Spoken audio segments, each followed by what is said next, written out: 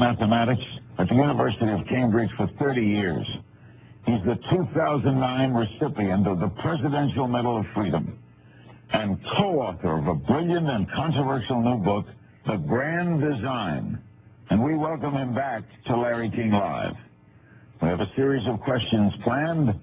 Let's get right to it. Stephen, why is it important to find the grand design of our universe? I believe everyone should have a broad picture of how the universe operates and our place in it. It is a basic human desire, and it also puts our other worries in perspective. You say that science can explain the universe without the need for a creator. Well, what is that explanation? Why is there something instead of nothing? Gravity and quantum theory cause universes to be created spontaneously out of nothing. You write that because there is a law such as gravity, the universe can and will create itself from nothing. Will you tell me how that law came into existence?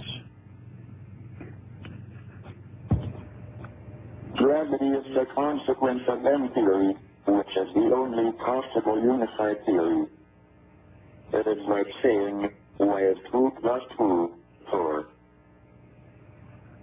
I guess simply put, do you believe in God? God may exist, but science can explain the universe without the need for a creator. So he may exist. I'll pick up on that with the panel. Your book has stirred a lot of controversy. Why do you think people react so strongly to your contention that it's not necessary to invoke God to explain the creation of the universe? Science is increasingly answering questions that used to be the province of religion. One of your colleagues at Cambridge says that science provides us with a narrative as to how existence may happen, but theology addresses the meaning of the narrative. How do you respond to that? The scientific account is complete. Theology is the necessary.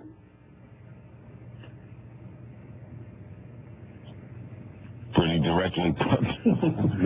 What gives your life, your existence, meaning? I have a full and satisfying life. My work and my family are very important to me. You recently said that you see great dangers for the human race. What are the sources of these dangers? Is it mankind itself or external factors?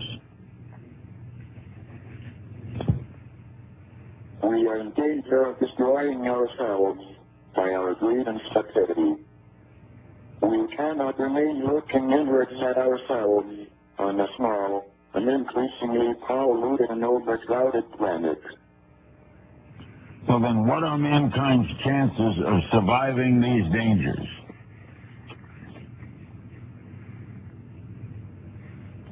If we can get through the next few hundred years, we should have spread out into space.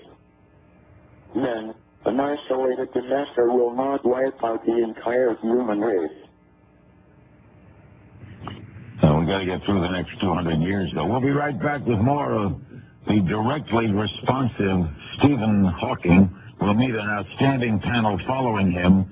The book is widely discussed and being reviewed everywhere. The book is The Grand Design. Right back with Stephen Hawking after this. According to M theory, ours is not the only universe. Instead, M theory predicts that a great many universes were created out of nothing. Their creation does not require the intervention of some supernatural being or God.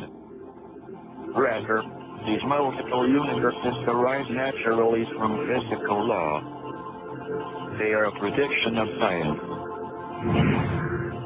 We're back with Stephen Hawking. He's in Cambridge, England. He's the co-author, and we're going to meet the co-author. in a little while, of the grand design. You have written, Stephen, that time travel was once considered scientific heresy. How likely is it that time travel will one day become a reality?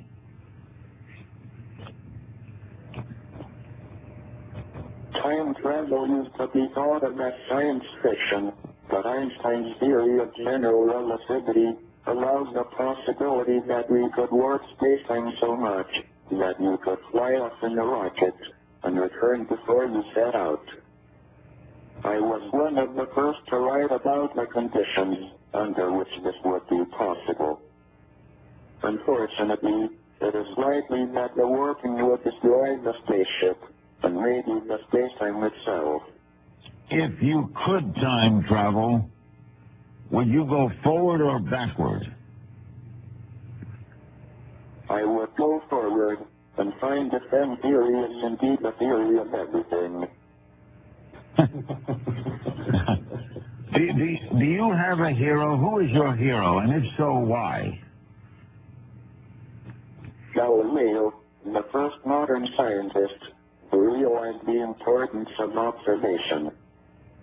I feel closest to him because he followed his nose and was a bit of a rebel.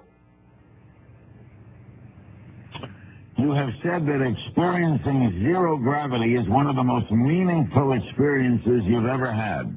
Why? Zero gravity was amazing. I could have gone on and on. Being confined to a wheelchair doesn't bother me, as my mind is free to roam the universe, but it felt wonderful to be weightless.